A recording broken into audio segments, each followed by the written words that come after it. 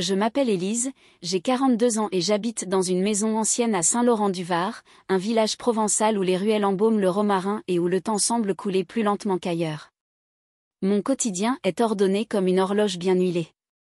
Je me lève à 6 heures, je prépare le petit déjeuner pour Paul, mon fils, puis je prends la route du lycée communal où j'enseigne la littérature. L'après-midi, je corrige des copies en sirotant une infusion, assise près de la fenêtre qui donne sur le jardin, une existence paisible, prévisible, sécurisante. Mais tout a commencé à changer un après-midi doux. Le soleil écrasait les tuiles, l'air vibrait au rythme des cigales et je ressentais un besoin étrange de fouiller le grenier.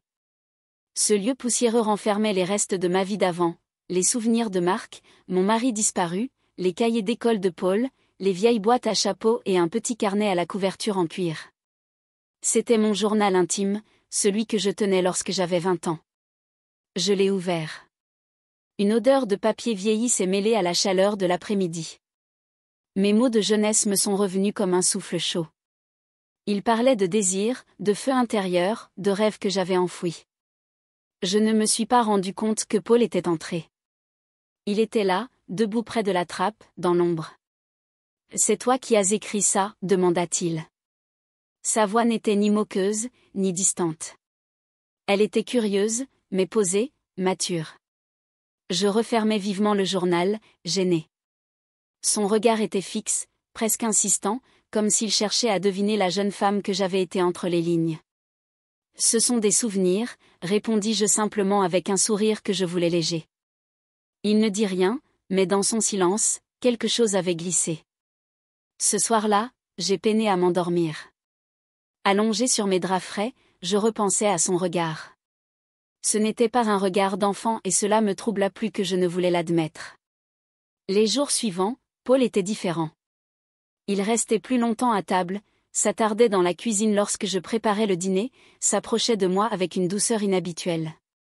Son regard glissait parfois sur mes mains, mes épaules dénudées sous ma blouse légère. Il commentait ma tenue du jour, la façon dont mes cheveux tombaient sur ma nuque. Je riais, gêné. J'essayais de ne pas voir ce qui était pourtant évident. Une fois, alors que je sortais de la salle de bain vêtue d'une robe de chambre fine, je l'ai croisé dans le couloir. Il s'est figé. Moi aussi. Son regard est descendu lentement, puis il s'est détourné sans un mot, mais j'ai senti mes joues s'embraser. Je me disais que c'était passager, un simple trouble. De mon côté, peut-être un manque d'affection. De son côté, une confusion passagère. Mais chaque geste semblait chargé de sens, un frôlement dans l'escalier, une main qui effleure la mienne au moment de passer le sel, une conversation littéraire sur Baudelaire qui prenait des accents plus personnels que prévu. Un soir, en pleine chaleur d'été, alors que j'étais dans le salon à lire un roman, il est entré. Il portait un t-shirt blanc, un pantalon souple. Ses cheveux étaient encore humides. Il s'est assis près de moi, très près. Nos jambes se frôlaient. Je fis semblant de lire. « Et tu lis toujours ce genre d'histoire ?» demanda-t-il. « Parfois, » répondis-je, quand j'ai besoin de m'échapper. Il hocha la tête. Sa voix était basse, presque un murmure. « Et tu t'échappais comment quand tu avais mon âge ?» Je le regardais. Il ne souriait pas. Il semblait réellement vouloir comprendre la femme que j'étais avant d'être sa mère. J'ai posé mon livre. J'ai voulu dire quelque chose, mais je n'ai rien trouvé. Sa main toucha la mienne. Juste un instant.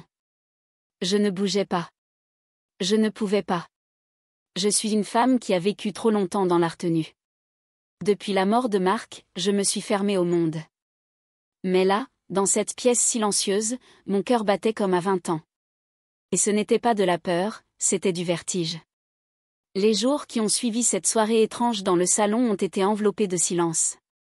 Des silences lourds, épais, presque vivants. Je faisais semblant de ne rien ressentir, de ne rien avoir remarqué. Je continuais à mettre la table, à corriger mes copies, à sortir mes robes d'été comme si de rien n'était. Mais quelque chose en moi avait changé et je n'étais pas la seule. Paul se comportait différemment. Il était plus attentif à son apparence, ses cheveux soigneusement coiffés, ses chemises à col ouvert, son parfum discret mais affirmé. Il ne quittait jamais la maison sans me dire un mot doux, un compliment glissé dans un murmure. Je ne savais plus si c'était mon fils ou un inconnu qui découvrait mon monde intérieur avec une précision déconcertante. Un matin, alors que je préparais le café, j'étais vêtue d'une robe longue légère, pieds nus sur le carrelage frais de la cuisine. Je sentis ses yeux sur moi, dans mon dos. « Et tu évites mon regard maintenant ?» me lança-t-il doucement. Je me retournai. Il était là, adossé à la porte, les bras croisés, les yeux fixés sur moi avec une intensité que je n'avais vue que dans les romans que j'enseignais. Je déglus difficilement, puis me forçai à sourire. Ne dis pas de bêtises, Paul, mais nous savions tous les deux que je mentais. Le soir, je prenais des bains plus longs, espérant que la vapeur m'aide à effacer ces regards de ma peau. J'appliquais ma crème lentement, observant mon corps dans le miroir comme pour la première fois. J'étais encore belle, une beauté mûre, discrète, mais présente. Et c'est cette beauté que Paul avait vue. Un soir d'orage, la pluie fouettait les vitres et le tonnerre faisait vibrer les murs de la maison. Je lisais sur le canapé, une lampe tamisée près de moi. Paul entra sans bruit, vêtu d'un sweat à capuche humide, les cheveux en bataille. Il s'approcha, s'assit lentement, comme s'il attendait que je dise quelque chose. Je restais silencieuse. Il tendit la main. Cette fois-ci, elle effleura doucement la mienne. Il ne parlait pas, il attendait et moi, je ne retirais pas ma main. Il s'approcha lentement. Je croyais qu'il allait m'embrasser, mais il déposa un simple baiser sur ma tempe. Un geste chaste, mais brûlant de sous-entendu. La nuit suivante, je n'ai pas fermé l'œil. Je fixais le plafond, le cœur battant, envahi par 1000 pensées contradictoires. Était-ce de ma faute?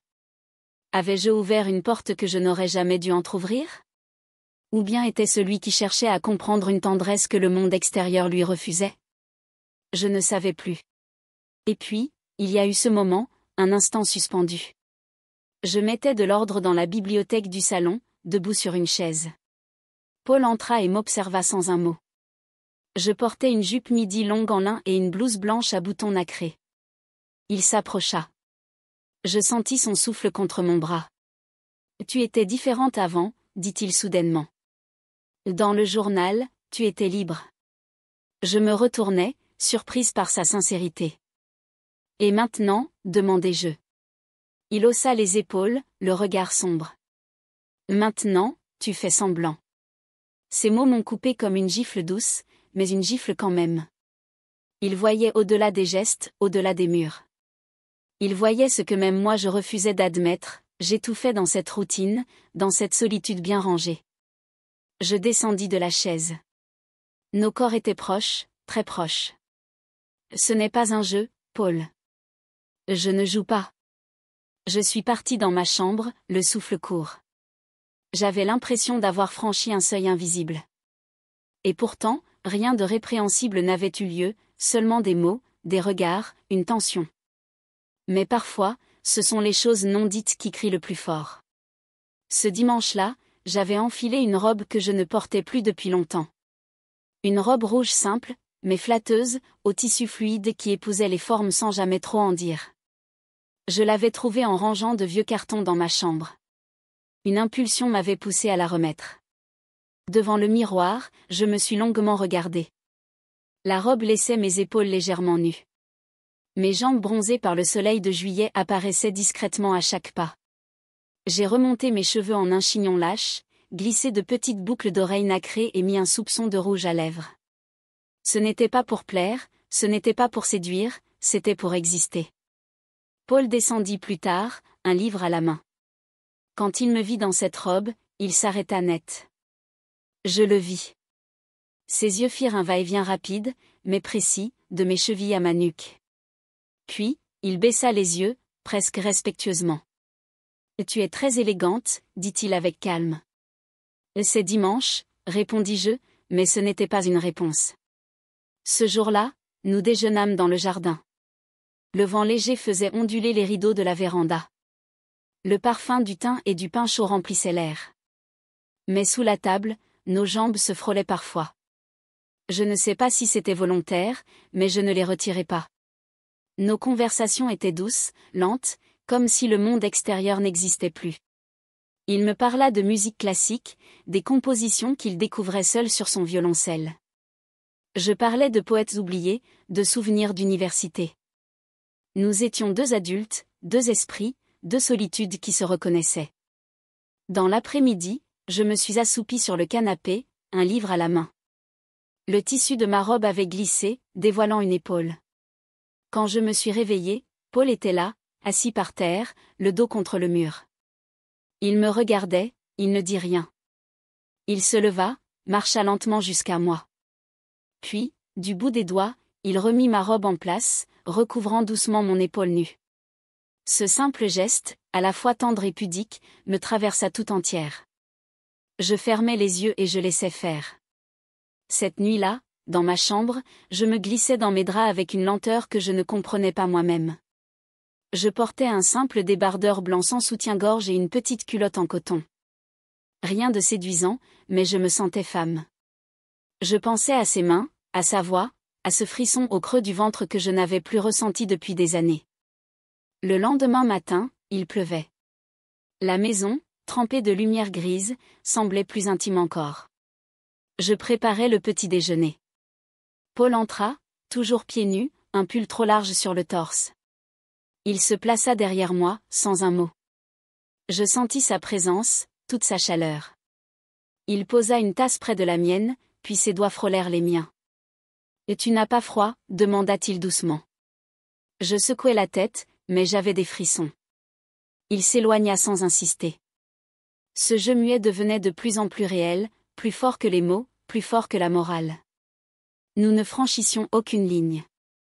Et pourtant, tout en nous criait qu'elle avait déjà été franchie. Un soir, alors que je sortais les draps propres de la machine, je trébuchai légèrement. Paul était là. Il m'attrapa avant que je ne perde l'équilibre, un contact bref, ses bras autour de moi, mon visage contre sa poitrine. Je ne bougeais pas, pas tout de suite. Il ne relâchait pas, mais mon silence était un acquiescement. L'été ne voulait pas finir. Les jours s'étiraient comme du miel chaud, collant à la peau, ralentissant le temps. Chaque rayon du soleil semblait plus intime, chaque silence plus pesant. La maison devenait un cocon, une bulle hors du monde. Paul était partout. Je le voyais dans les couloirs, torse nu parfois, une serviette autour de la taille, les cheveux humides. Je feignais l'indifférence, mais mon regard le trahissait, juste une seconde de trop avant de se détourner. Il me regardait aussi, avec cette patience troublante, cette attention presque dévouée. Il connaissait mes habitudes, anticipait mes gestes. Il déposait une tasse de thé avant que je n'aie le temps de la demander. Il ouvrait les volets à l'heure exacte où j'aimais que la lumière entrait parfois, il me regardait comme s'il lisait en moi, comme dans ce journal d'autrefois. Un après-midi, je portais une robe longue et fluide en lin blanc sans manches. Je marchais pieds nus dans la maison, un livre à la main, les cheveux lâchés. Je sentais la fraîcheur du sol sous mes orteils, le tissu qui caressait mes genoux à chaque pas. Paul était assis sur le canapé, lisant à moitié, l'air absorbé, mais pas distrait. Il leva les yeux. Je me suis figée un instant. « Et tu es belle comme ça » murmura-t-il. Je ricanai nerveusement. « Et tu dis ça souvent ces derniers temps. » Ce n'est pas une habitude, c'est un fait. Je ne répondis pas. Je partis dans la cuisine, mais je sentais encore ses yeux dans mon dos. Le soir, j'étais dans la salle de bain, assise sur le bord de la baignoire, en train d'hydrater mes jambes avec une crème à la lavande. Mes mouvements étaient lents, presque rituels. Une façon de me reconnecter à moi-même, à ce corps que j'avais si longtemps négligé. Je n'avais pas fermé complètement la porte, par oubli, je crois, ou peut-être pas. Paul passa dans le couloir. Il s'arrêta juste une seconde, j'entendis son souffle se suspendre. Puis, il est passé, loin, sans un mot. Mais dans cette fraction de silence, j'avais tout entendu. Un matin, en préparant le petit déjeuner, j'avais oublié de mettre un peignoir. Je portais une chemise en plan coton qui laissait deviner mes courbes sans les exposer. Il entra. Je me retournai par réflexe. Nos regards se croisèrent. Il ne baissa pas les yeux. Je me sentis vulnérable, pas nue, mais vue. Je n'étais pas certaine que cela me déplaise. Nous sortîmes marcher en fin d'après-midi.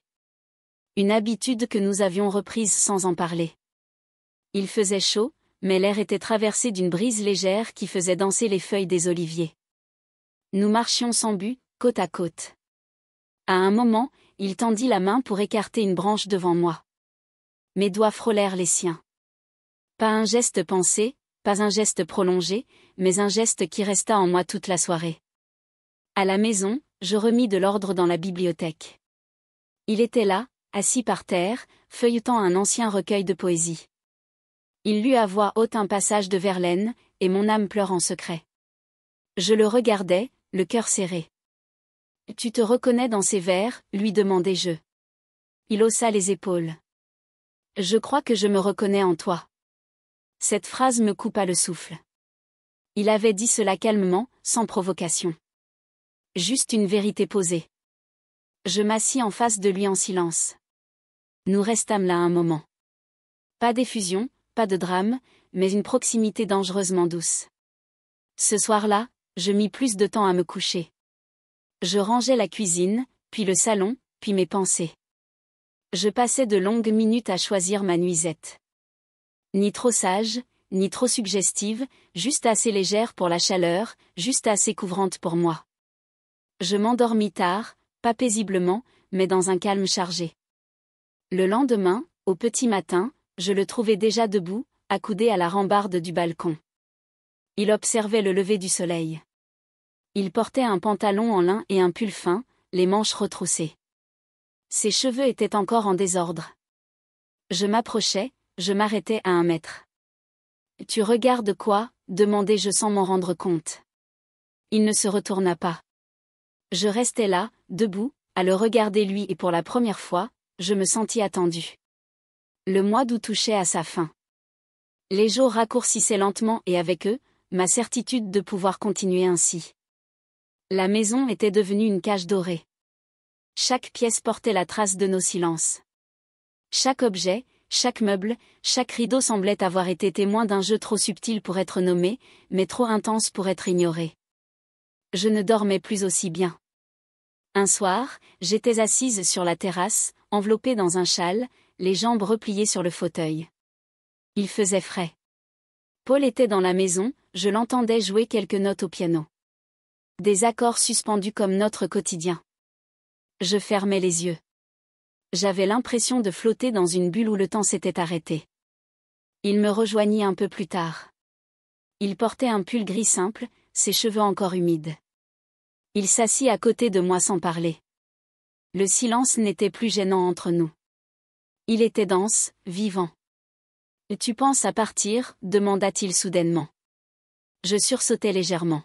« Pourquoi tu dis ça ?»« Parce que je le sens. » Je ne répondis pas, mais il avait raison. Le lendemain, j'allais en ville. J'avais besoin de prendre l'air. Je portais un pantalon beige, un chemisier léger, mes cheveux attachés en un chignon strict. J'évitais les regards. Je fuyais les ruelles où l'on pourrait me reconnaître car dans le village, on parlait. La boulangère avait cessé de me tutoyer. La voisine d'en face, si bavarde d'autrefois, faisait semblant de ne pas me voir. Il n'y avait pas de preuves, rien de visible, mais les gens sentent, devinent, chuchotent. Et moi, je suffoquais. À mon retour, la maison était calme. Paul n'était pas là. Il avait laissé un mot sur la table, je suis parti marcher. Reviens vite. Cette absence me frappa plus fort que je ne l'aurais imaginé. Je m'assis, tremblante et laissai mes pensées m'envahir. J'avais perdu le contrôle de moi, de lui, de tout. Et pourtant, je ne pouvais pas effacer ce que nous avions vécu, ce que nous vivions encore, même sans geste, même sans mots. Il rentra au crépuscule. Son regard était fatigué, mais clair.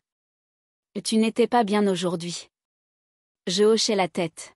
« Tu me manques même quand tu es là » murmurai-je sans réfléchir. Il me regarda longtemps. Puis, il recula d'un pas pour fuir, mais pour me laisser respirer. « Tu veux qu'on s'arrête ici ?» demanda-t-il. Je ne savais pas quoi répondre. Je voulais dire oui, mais ma gorge se serrait. Mes yeux brûlaient et dans ce silence, une autre vérité monta. « Je ne peux pas rester » dis-je enfin. Il ferma les yeux. Il avait compris avant que je le dise. Le soir, je préparais ma valise. Rien de théâtral, juste l'essentiel.